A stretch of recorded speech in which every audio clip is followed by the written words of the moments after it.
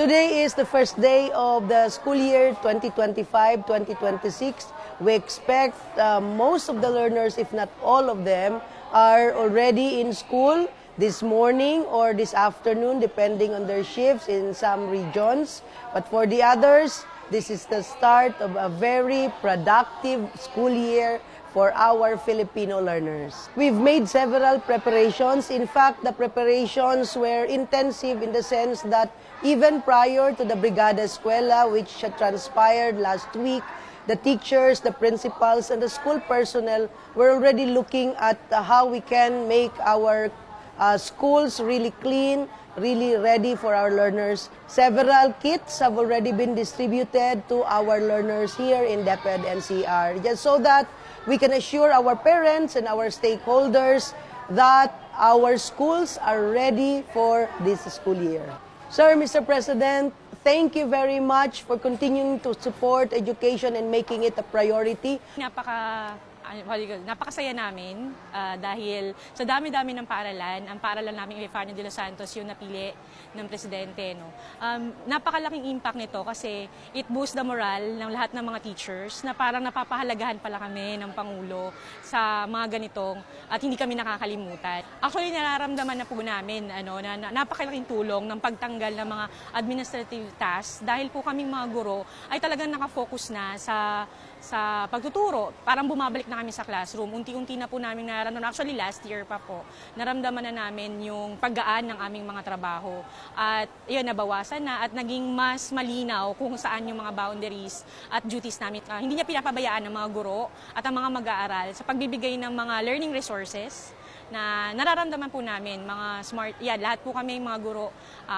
Hindi mo lahat, pero more or less 80% meron na pong smart TVs na ibinigay ng pamahalaan na malaking tulong po para makapagturo kami ng mas maayos. Para po sa aming mahal na Pangulo, kami po ay lubos na nagpapasalamat sa lahat po ng inyong mga nagawa para sa amin at gagawin pa. Ramdam po namin kung gaano nyo kami pinahalagahan at sana po wag po kayong magsawa na bigyang pansin at pakinggan ang mga boses naming mga guro sa lipunan. Kami sa DepEd, nakaka-boost ng moral namin na concerned si Pangulo sa edukasyon at nandoon yung suporta niya sa amin. Napakalaking bagay. Tingin ko ganun din sa mga guro at principal natin, mga school officials natin. So, yung Brigada Eskwela, nag-1 week preparations tayo. Papasalamat tayo sa lahat ng tumulong, napakarami sa pribadong sektor ang tumulong. At pangalawa, yung summer programs natin. Nag-roll out tayo ng mga reading programs dahil yan ang gusto ng ating Pangulo, nakafocus tayo sa basics at para progresibong natututo ang ating mga bata. Sabi nga ni Presidente sa kanyang SONA, ihanda natin yung mga bata sa digital classroom, hindi lang sa classroom nung nakaraan, kundi yung paggamit ng mga makabagong teknolohiya dahil alam niya, yun ang makakapagbigay sa kanila ng trabaho, makakapagbigay sa mga bata ng magandang kinabukasan. So yun, pinagtuunan namin yun, yung pagbibigay ng laptops, ng tablets, pagtuturo ng teacher ng computer, ng mga bata. Dito nga sa school na to may Khan Academy. Yun yung popular na software sa buong mundo, educational software. At doon di na mahihirapan si teacher dahil yung lesson plan niya nakahanda na doon. At doon naman sa panig ng ating mga teachers, matagal ng instruction ng ating Pangulo na pagaanin yung kanilang mga trabaho dahil gusto niya makafocus sila sa kanilang teaching duties doon sa pagtuturo talaga. Kaya yung halos kalahati nung reports na kailangan nilang gawin, tinanggal na po namin.